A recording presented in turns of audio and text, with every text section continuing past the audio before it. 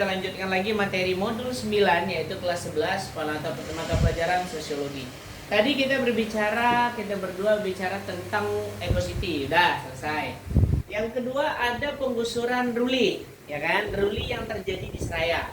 Nah, di Seraya ini penggusuran ruli, kadang kita melihat konflik sosial yang terjadi ini antara masyarakatnya yang dongkol, yang bebal, atau pemerintahnya yang kasar. Betul nggak? Ada dua dilema. Coba Bapak mikirnya gini. Ketika Bapak melihat penggusuran ini terjadi, ya, maka pemerintah harus berpikir. Pertama, surat. 1, teguran. 2, teguran. 3, teguran. Tapi Bapak yakin surat teguran itu udah sampai 3, tapi masyarakat tidak mengindahkan. Kenapa? Karena belum ada solusi pemindahan alokasi dari pemerintah kepada mereka yang punya rumah. Betul kan? Makanya mereka nggak mau pindah dulu.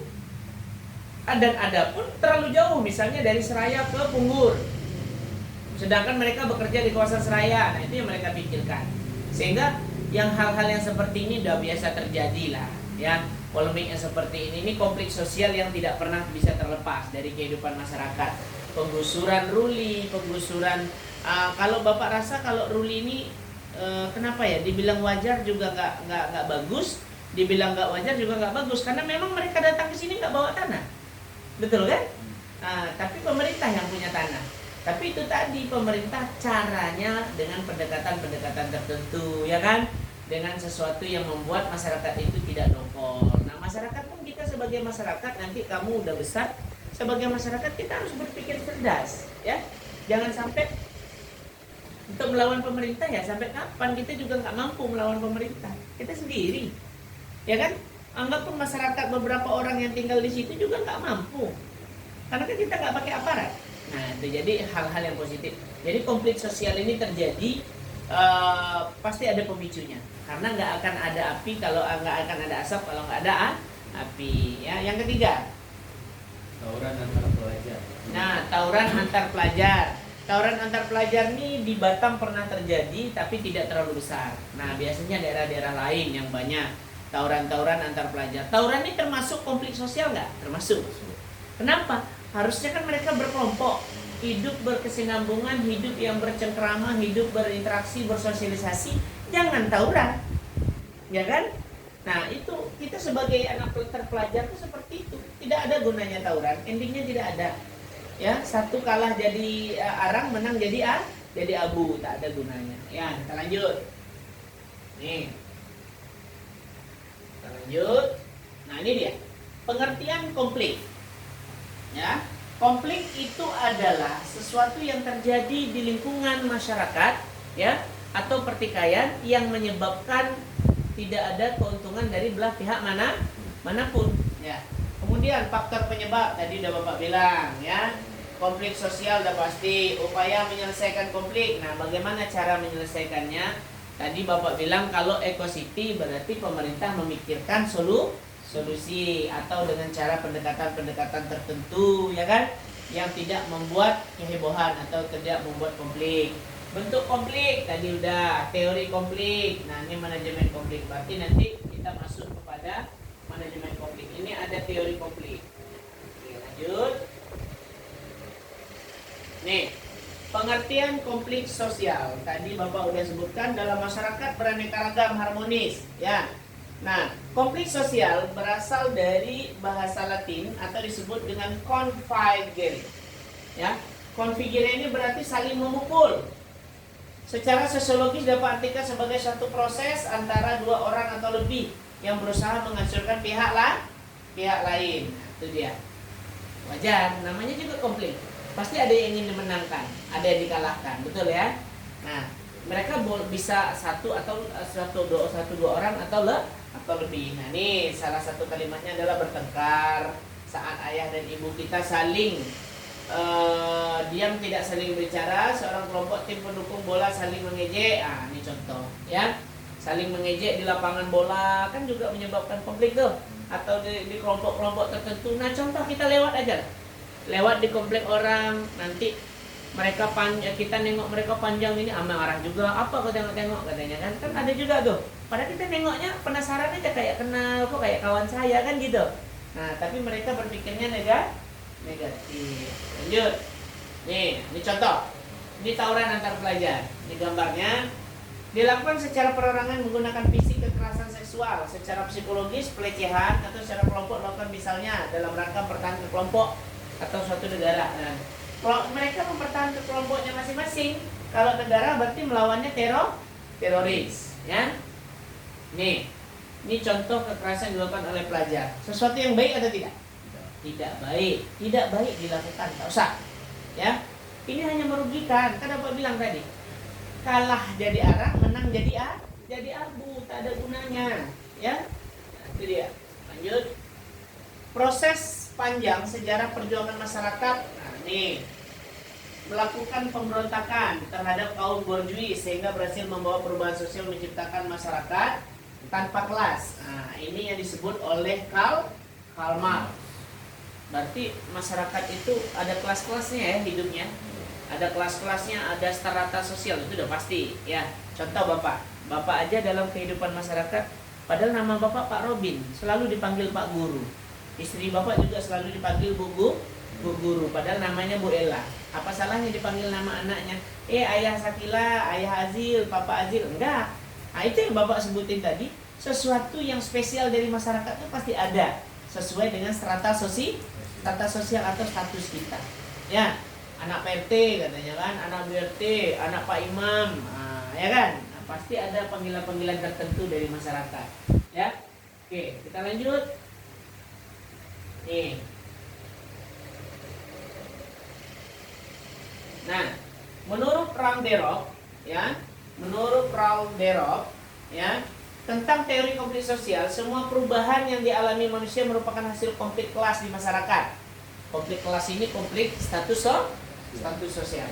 Sangat yakin bahwa konflik tidak bertentangan menjadi bagian hidup masyarakat. Pembangunan bandara, tadi dicontoh ya. Berarti status sosial atau strata sosialnya menyebabkan kita konflik. Ya, kadang-kadang ada sebagian anak yang membanggakan ayahnya. Contoh nih, kamu berteman dengan bapak lah misalnya. Kita seumuran, ya. Bapak nih anak DPRD, kamu anak masyarakat biasa, ya kan? Tapi nanti bapak selalu bercerita tentang jabatan ayah saya. Kamu senang nggak? Bosan kan? Pasti enak kan kita dengarnya. Nah, itu tidak baik ya. Kita sebagai anak jangan terlalu membanggakan, ya. Jangan terlalu menjadikan status orang tua yang menjadikan kita terlalu berlebihan. Kenapa? Kadang kita menganggap kawan suka, tahu-tahu kawan itu tidak suka dengan hal yang seperti itu. Ya. Nah, ini contoh. Ini menurut Ralderov, ya. Lanjut.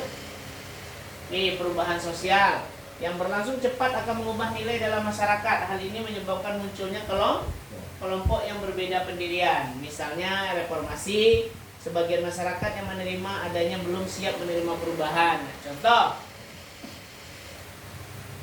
terjadinya pertikaian di Eco City, ya masyarakat itu sebagian ada yang terima, ada yang tidak. Mereka belum siap menerima perubahan itu. Coba kalau mereka siap, pasti tidak ada permasalahan, ya kan? Nah, makanya Bapak bilang tadi ada perubahan sosial. Kalau mereka siap menerimanya, nggak akan ada perubahan, ya kan? Nggak akan ada keributan. Tapi kalau mereka siap, kadang-kadang mereka tuh belum siap, mentalnya belum siap untuk menerima perubahan itu, ya kan? Nah, kemudian lanjut.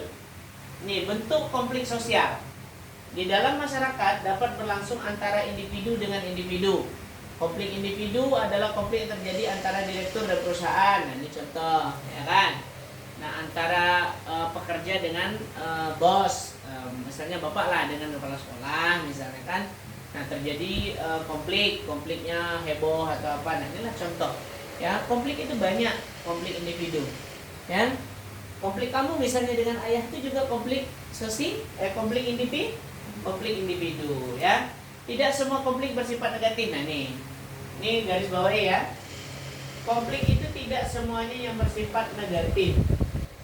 Ada juga yang bersifat positif. Misalnya konflik yang terjadi saat rapat. Nah, tapi konflik ini tidak terjadi baku hantam ya. Biasanya ya lempar-lempar gitu, itu hal yang biasa. Tapi tidak menjadikan mereka ini hal-hal yang negatif. Hasilnya nanti pasti positif karena membulatkan kesepakatan kesepakatan yang menghasilkan keputusan yang membangun, ya kan? Ini contoh konflik yang melahirkan solidaritas. Bentuk-bentuk konflik sosial, ya. Konflik individu ini udah tadi. Nih, ini contoh konflik yang terjadi antara Israel dengan Palestina. Nah, ini bukan sosial lagi nih, ini konflik antar negara nih. Konflik antar rasial, konflik yang terjadi antara ras. Nah, rasial itu ras ya. Misalnya suku ini dengan suku ini di Batam terjadi perkelahian, tapi tidak hanya melibatkan satu orang. Nah, misalnya orang Padang dengan orang Batak, atau orang Flores dengan orang Maluku misalnya, ini contoh ya. Lanjut. Nah, konflik inter individu itu hampir sama. Konflik inter individu merupakan konflik yang terjadi dalam diri seseorang, ya, akan terjadi. Nah, nih. Ini konflik yang kamu rasain kemarin di sana. Kenapa Bapak bilang seperti itu? Karena kamu nggak nerima. Coba kalau kamu nerima, pasti nggak akan pindah. Betul kan? Nah, ini konflik yang kamu rasain. Kenapa sih harus terjadi seperti ini? Ya nak? Kenapa harus seperti ini gitu loh? Kenapa harus saya? Kenapa bukan yang lain? Betul nggak? Ya, konflik antar generasi, konflik yang terjadi generasi, misalnya konflik antara anak-anak dengan orang tua. Ini biasanya kehebohan dalam rumah. Itu hal yang biasa. Kalau Bapak bilang itu internal ya, nggak jadi masalah besar kalau ayahnya mampu. Ini contoh dalam rapat paripurna. Konflik berdasarkan aktivitas manusia di masyarakat terdiri dari konflik ekonomi, itu udah pasti ya. Nah, ini contoh. Oke, sampai di sini ada yang ingin ditanyakan? Masalah konflik sosial. Kalau konflik sosial ini memang riskan, ya. Kenapa Bapak bilang riskan? Macam-macam. Ada konflik kita dengan teman, ada konflik kita dengan ayah, ada konflik masyarakat dengan masyarakat, ada konflik masyarakat dengan RT, RW, ada masyarakat dengan pemerintah, ya kan? Ada konflik masyarakat dengan kelompok-kelompok organisasi tertentu, kan gitu. Nah, itu udah pasti, ya. Kadang ada konflik diri kita sendiri. Kenapa? Kadang kita berpikir, kenapa sih harus terjadi dengan saya? Kenapa saya tidak bisa kontrol emosi ketika itu? Setelah itu terjadi pasti penyesalan. Betul kan? Nah, kenapa itu tidak bisa saya kontrol? Nah, ya. Oke, anak-anakku semua, sampai di sini dulu pertemuan sosiologi yang kelas 11 modul 9. Lebih kurangnya Bapak mohon maaf. Bapak itu wabillahi taufiq wal hidayah. Assalamualaikum warahmatullahi wabarakatuh. See you next time.